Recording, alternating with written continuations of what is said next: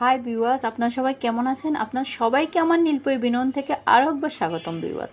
তো ভিউয়ার্স, আমি আপনাদেরকে আজকে দেখাবো অভিনেত্রী হুমায়রা হিমুর গ্রামের বাড়ি, অর্থাৎ যেখানে তিনি ছোটবেলা থেকে একটু একটু করে মানুষ হয়েছেন, যে বাড়িতে, অর্থাৎ হুমায়রা হিমু নোয়াখালী যে নানার বাড়িতে থাকতেন সেটা আমি আপনাদেরকে আজকে ঘুরে ঘুরে দেখাবো।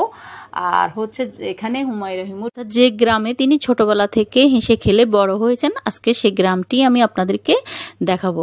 তো চলুন ভিউয়ার্স, আর এর পাকে হচ্ছে কিছু ওর মামা মামির কথা, হুমায়রা হিমু সম্পর্কে তারা কি বলেন সেটা শুনবো।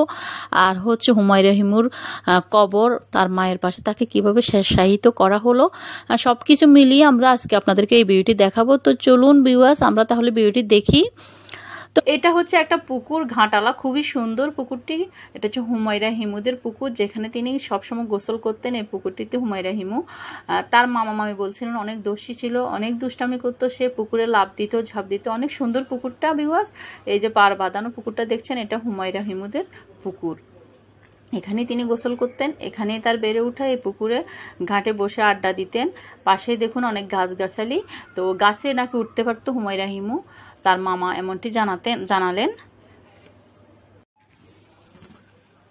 তো ভিউয়ার্স, এটা আমাদের অভিনেত্রী হুমায়রা হিমু, তিনি হঠাৎ করেই গলায় ফাঁস নিয়েছেন। আসলে এটা কি তার স্বাভাবিক মৃত্যু না অস্বাভাবিক, এটা নিয়ে অনেক কিছু চলছে এখনো গোয়েন্দা বিভাগে।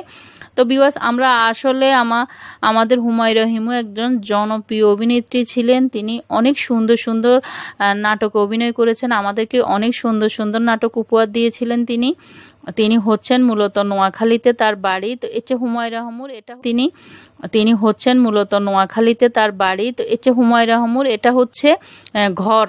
এই ঘরের ভিতরেই তিনি থাকতেন, এই টেবিলটাতে তিনি লেখাপড়া করতেন বসে। এটা তার নানার বাড়ি, মূলত তিনি তার নানার বাড়িতে মানুষ হয়েছেন ছোটবেলা থেকে। দেখুন, এটা হচ্ছে ডাইনিং, যে বেডরুম, এই রুমে পড়ালেখা করতেন কিন্তু ঘুমাতেন না। এটা হচ্ছে ডাইনিং স্পেস, যেখানে তিনি খাওয়া দাওয়া করতেন। নানার বাড়ির ডাইনিং টেবিল, যে টেবিলে বসে হুমায়রা হিমু খাওয়া দাওয়া সারতেন। আর এটা হচ্ছে ওনাদের ড্রয়িং রুম, যেখানে মেহমান আসা যাওয়া করতো হিমুদের ড্রয়িং রুম, এটা নানা বাড়ির। আর এটা হচ্ছে ওর বেডরুম, যেখানে তিনি ঘুমাতেন। আমাদের অভিনেত্রী হুমায়রা হিমু যেখানে এই রুমটিতে থাকতেন, দেখুন একটা জানলাও আছে পাশে। এই বেডরুমটিতে এই বিছানাটিতে আমাদের অভিনেত্রী ঘুমাতেন, এখানেই তিনি থাকতেন। আর এই ড্রেসিং টেবিলটার ভিতরে তিনি মাথা আঁচড়াইতেন, সাজসজ্জা করতেন। এটা হচ্ছে তার লাশবাহী গাড়ি, যেটা করে তাকে আনা হয়। এখানে তার জানাজা পড়া হচ্ছে কবর দেওয়ার পর।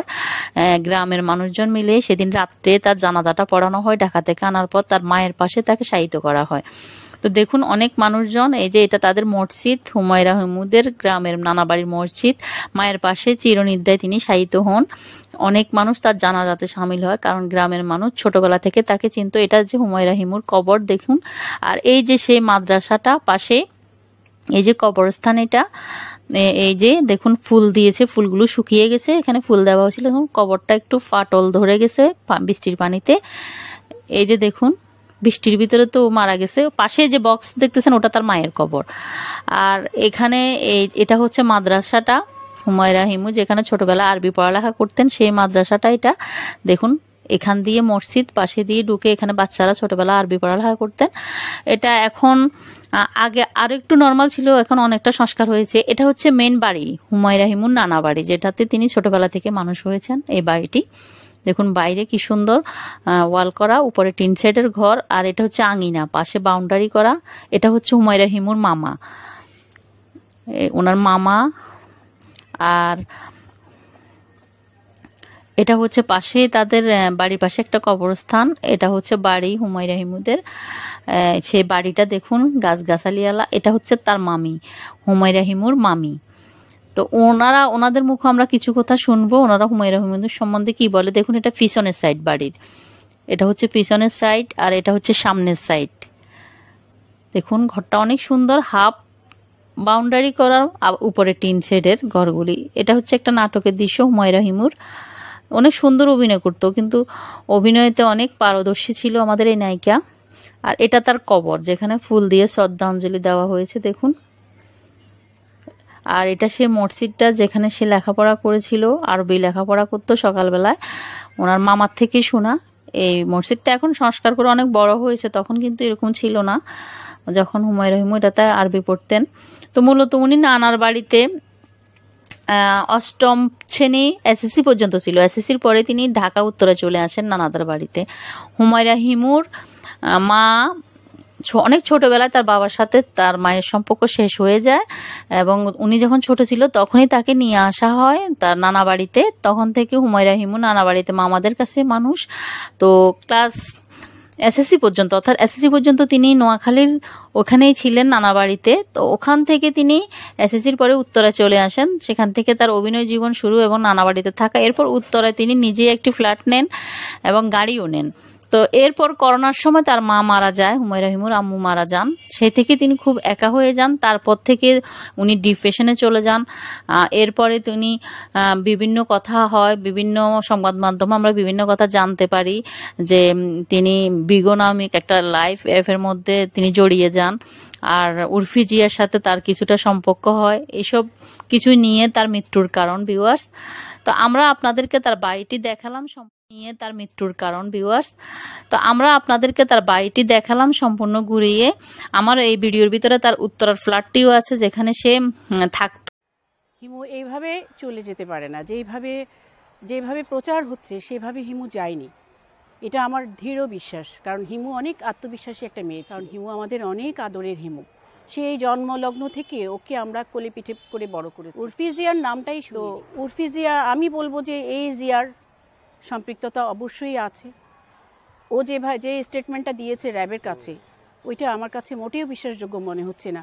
ও খাটে বসা অবস্থায় হিমু কিভাবে ঝুলে পড়ে? ও আমাকে দিয়ে দিয়েছে, আমি বলেছিলাম এটা দান করে দিতে, কিন্তু ও আমাকে দিয়েছে। সো আসলে আমি যখন আমার বাবার বাসায় যেতাম চিটাগংয়ে, তখনও হিমুকে আমি সাথে নিয়ে যেতাম। তো ইভেন আমার বাবার আরেকটা বাসা ছিল বান্দরবানে। তো হঠাৎ করে পাহাড়ি ঢলে বন্যা হলো, হওয়ার পরে আমাদের বাসায় পানি উঠেছিল। তখন আমার ছোট বোন হিমু সবাই ওই পানি নিয়ে অনেক মজা করে খেলাধুলা করেছে। তারপরে আমরা ওদেরকে নিয়ে আসছি আবার আমাদের চিটাগংয়ের বাসায়। সো ওই সময় ওই বন্যার পানি দেখে হিমু এত খিলখিল করে হেসেছিল। মানে মনে হচ্ছিল যে ওই চেয়েছে যে এই পানিটা আরও স্ট্যাগন্যান্ট থাকুক আরও কিছুদিন। দুদিন ওরা ওই পানিতেই মজা করেছে। সো ওইটা আমি বলবো যে হিমুর জন্য একটা মজার স্মৃতি। কোনোভাবেই মানতে পারতেছি না যে সে সুইসাইড করছে। আর তার সাথে যারা ছিল ওদের যে কথা, এই কথা তো মানে এলোমেলো কথা বলা যায়। তো এটা কোনো কথা হলো যে তাদের দুইজনের সামনে হিমু সুইসাইড করছে? কারোর সামনে কেউ সুইসাইড করতে পারে বলেন আপনি? এটা কি হইতে পারে? এটা তো মানে এটা তো হাস্যকর ব্যাপার। এটা কে বলবে যে আমরা দুজন ছিলাম বাসায়, মানে সে আমাদের সামনে সে সুইসাইড করছে? এটা কিভাবে সম্ভব? তাও একটা মেয়ে মানুষ, আর একটা মেয়ে মানুষ, দুজন পুরুষ সামনে থাকা অবস্থায় একটা মহিলা কিভাবে সুইসাইড করে বলেন আপনি? বলছে আবার খাটে বসা ছিল। আর সে বলছি সে বাথরুমে গিয়েছে, বাথরুম থেকে আসছে, আরেকজন তো বাথরুমে ছিল না, তারা তো দেখছে দরজা তার বন্ধও ছিল না, তাইলে কিভাবে সম্ভব এটা আসলে? এনিওয়ে আমার কথা হচ্ছে একটাই, যে প্রপার ইনভেস্টিগেশন করে যেটা প্রপার হয়, যেটা মানে এই নিয়ে যাতে কোনো ধরনের কোনো নেগলেন্সি না হয়, এই ইনভেস্টিগেশনে কোনো যাতে নেগলেন্সি না হয়। খেলো এখন তো তোমাদেরই খেলার টাইম, খেলে যাও। কেমন আছো? 2 দশকেরও বেশি সময় ধরে অভিনয় করছেন হুমায়রা হিমু, তবে কয়েক বছর ধরে অভিনয়ে খুব একটা নিয়মিত ছিলেন না। এ নিয়ে তার মধ্যে একরকম অভিমান ও কাজ করছিল। বিভিন্ন সময় সংবাদ মাধ্যমকে বলছিলেন ভিউ না থাকার কারণে তাকে সেভাবে অভিনয় সুযোগ দিতেন না পরিচালক ও প্রযোজকরা। একটা গান গাইতে পারলো না, আবার সঙ্গীতের গডফাদার হতে গিয়েছে। ফালতু লক্ষণে গান। এটা ফেক একটা ছবি, কিন্তু এটা কিন্তু ফেক ছবি। একসাথে কাজ করেছি যেমন তেমন, ওর সাথে আমার খুব ক্লোজলি একটা ফ্যামিলিগত সম্পর্ক ছিল, এবং ও সুইসাইড করার মতো সেই মেয়ে ও না। আমি যতটুকু চিনি, আমি আমার সাথে মানে প্রায় কথা হতো ওর, তো সুইসাইড করার মতো মেয়ে ও না। আর এখানে এসে যেটা শুনলাম যে ও বিগো নামের একটা অ্যাপস আছে, সেই অ্যাপসে লাইভ করতো। ওইখানকার সাপোর্টার ছিল রুফি, যে রুফি ওর মোবাইল নিয়ে পালায়া গেছে। তো যেহেতু আমার কথা হলো, বৃহস্পতিবার সন্ধ্যায় হঠাৎ তার মৃত্যু খবর ছড়িয়ে পড়ে। প্রথম আলো হুমায়রা হিমুর মৃত্যুর খবরটি নিশ্চিত করেছেন অভিনয় শিল্পী উর্মিলা শ্রাবন্তীকর ও অভিনয় শিল্পী সঙ্গে সভাপতি আহসান হাবিব নাসিমও এটি নিশ্চিত করেন। রুফি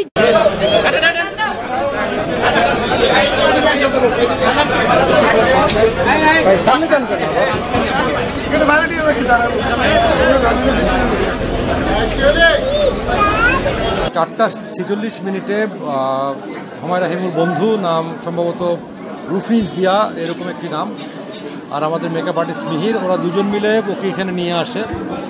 তো আনার পর দায়িত্বরত ডাক্তার তাকে মৃত ঘোষণা করেন যে অলরেডি সে মারা গেছে।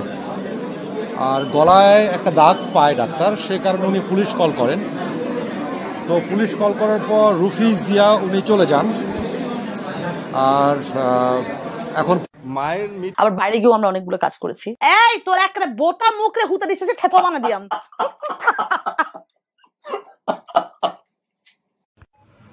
উর্মিলাও জানালেন হুমায়রা হিমুর মরদেহ এখন উত্তরা বাংলাদেশ মেডিকেল হাসপাতালে রাখা হয়েছে। তার মৃত্যু নিয়ে তৈরি হয়েছে রহস্য। কেউ বলছেন আত্মহত্যা, কেউ বা বলছেন হত্যা, কিন্তু এখনো পর্যন্ত এটা নিশ্চিত হওয়া যায়নি হুমায়রা হিমু কিভাবে মারা গেলেন। তিনি কি আসলে আত্মহত্যা করেছেন নাকি কেউ তাকে হত্যা করেছেন, এই বিষয়টি এখনো ক্লিয়ারলি জানা যায়নি। আর এখন মায়ের মৃত্যুর পরে আসলে ওর একটা একাকিত্ব ছিল, মোবাইলে বোধহয় আরো কি ভিগো ঠিগো এগুলির সাথেও জড়িত ছিল। ওর এক বন্ধু 3টার দিকে বাসায় অথবা যদি আমার কপালে বিয়ে আছে কি না সেটাও আমি বলতে পারি না। যেদিন মারা যায় তার ঠিক আগের দিন হচ্ছে আমার বাসা থেকে আসছিল, আমার বাসা থেকে গেল এবং পরের দিন সকালবেলা মারা গেল। সেটা আমাকে অনেক মেন্টালি শক হয়েছিলাম আমি। তো আমি আমার জীবন থেকে অনেক কিছু শিখেছি। যেমন এখন তো আমি একলা থাকি, আর একলা থাকাটা অনেক কষ্টকর, সেটা ফাইট করে থাকতে হয়। ক্লিয়ারলি জানা যায়নি। এদিকে প্রেমিক উর্ফিকে সন্দেহ করা হচ্ছে সে হুমায়রা হিমুর খুনি কিনা, কারণ হাসপাতাল থেকে হুমায়রা হিমুর মোবাইলটি নিয়ে প্রেমিক উর্ফি পালিয়ে গেছেন। এখনো সে পুলিশের কাছে ধরা পড়েনি। তো তাকে যদি ধরা হয় তাহলেই সঠিকভাবে জানা যাবে আসলে কি এটা আত্মহত্যা না হত্যা ছিল। যদি সাদা সিধা আনসার বলতে হয় একদম, সেটা হচ্ছে সবার জীবনে তো সংসার আসলে থাকে না, সবার কপালে তো আসলে বিয়েটা থাকে না। অথবা যদি আমার কপালে বিয়ে আছে কি না সেটাও আমি বলতে পারি না। আর এখন সকাল ভালো আছে, এটাই আমি খুশি আছি। আর সকালের সাথে আমার একটা রিলেশন ছিল, গুড ফ্রেন্ড ছিল। এখন সেটা লোকজন যদি সেটাকে বলে যে প্রেম ছিল, তাহলে ওদের চোখে প্রেম, আর আমার চোখে গুড ফ্রেন্ড ছিল। আবার একটা ভালো লাগাও ছিল, অন্য 10 জনের চেয়েও একটু বেশি ভালো লাগা ছিল। সালের 23 নভেম্বর লক্ষ্মীপুর জেলায় জন্মগ্রহণ করেন। লক্ষ্মীপুরের ছোটবেলায় কেটেছে হুমায়রা হিমুর। ক্লাস 2তে পড়ার সময় থেকে কাজ করেছেন মঞ্চে। বেসরকারি টিভি চ্যানেল দেশ টিভিকে দেওয়ার সময় এক সাক্ষাৎকারে হিমু নিজেই বলেছিলেন ছোটবেলা থেকে স্থানীয় হাইফাই কৌতুক শিল্পী গোষ্ঠী ও ফ্রেঞ্চ নাটক গোষ্ঠীর সঙ্গে কাজ করতেন তিনি। 1999 সালে এসএসসি পরীক্ষার পর ঢাকায় আসেন হিমু। প্রথমে ভর্তি হন নাগরিক নাট্যাঙ্গনে, এরপর কাজ করেন আরো কয়েকটি নাটক দলের সাথে। যে চিনি না, কিন্তু সে হচ্ছে কি টিকটকের সুপারস্টার। হ্যাঁ, টিকটকের সুপারস্টার অ্যাক্টিং করতে চলে আসছে। তারপরে আবার দেখা যাচ্ছে যে ইউটিউবের সুপারস্টার, এরকম তো হচ্ছে, কিন্তু ওরা কখনো জীবনে অ্যাক্টিংও করেনি এরকম। এটার জন্য বাজেট আমার মনে হচ্ছে কমে যাচ্ছে অনেক। আর দেখা যাচ্ছে যে তখন ওই যে মুরব্বীদেরকে নেওয়া বা হচ্ছে যে বাবা মার ক্যারেক্টারগুলো, তা বাজেট কমানোর জন্য সেগুলো কমে আসতেছে। আর আমার মনে হয় যে যারা ভালো কাজ করতে চায় তাদের কাছে বাজেট কোনো ব্যাপার না। আমি প্রায় 10,000-এর উপরে নাটক করেছি, 10-12,000 হবে। এত বেশি? হুমায়রা হিমু 1985 সালের 23 নভেম্বর লক্ষ্মীপুর জেলায় জন্মগ্রহণ করেন। তিনি ইস্পাহানী কলেজ থেকে এসএসসি সম্পূর্ণ করেন। হিমু ইডেন মহিলা কলেজে ভর্তি হন এবং এই কলেজ থেকে স্নাতক ডিগ্রি লাভ করেন। মঞ্চ নাটকে অভিনয়ের মাধ্যমে তিনি প্রথম নাট্য জগতে প্রবেশ করেন। ফ্রেন্স নামক নাট্যদল হয়ে তিনি অভিনয় করেন। তার মামা মোর্শেদ নাটকটিতে নির্দেশনা দিয়েছিলেন। তো যেমন আজকে সুরথাল হয়ে গেছে, এখন পোস্টমর্টমের জন্য পাঠানো হয়েছে সরওয়ার্দী মেডিকেল কলেজে, এবং কালকে সেখান থেকে বের করার পরে আমরা সিদ্ধান্ত নিয়েছি যে আগামীকাল বাদ জুমা আমরা ঢাকা একটা জানাজার আয়োজন করব। সেটা খুব সম্ভবত চ্যানেল আই চত্বরে আমরা ওর বাদ জুমার একটা জানাজার আয়োজন হবে। ছিলেন। তো হুমায়রা হিমু সম্বন্ধে আপনাদের কি মতামত আমার কমেন্ট বক্সে কমেন্ট করে জানান ভিউয়ার্স। তো আপনাদের মাঝে আমরা হুমায়রা হিমুর আত্মার মাগফিরাত কামনা করি, আল্লাহ যেন তাকে ভালো রাখে। তো ভিউয়ার্স আবার আসবো নতুন কোনো ভিডিও নিয়ে আপনাদের মাঝে, সেই পর্যন্ত আপনাদের ভালো থাকা সুস্থ থাকা কামনা করে আজকের মতো নীলপরি বিনোদন থেকে এখানেই বিদায় নিলাম। আল্লাহ হাফেজ ভিউয়ার্স। আমাদের ভিডিওটি ভালো লাগলে লাইক কমেন্ট করে আপনার মতামত দিন। সাথে থাকার জন্য সাবস্ক্রাইব করুন এবং বেল বাটনটিতে ক্লিক করুন।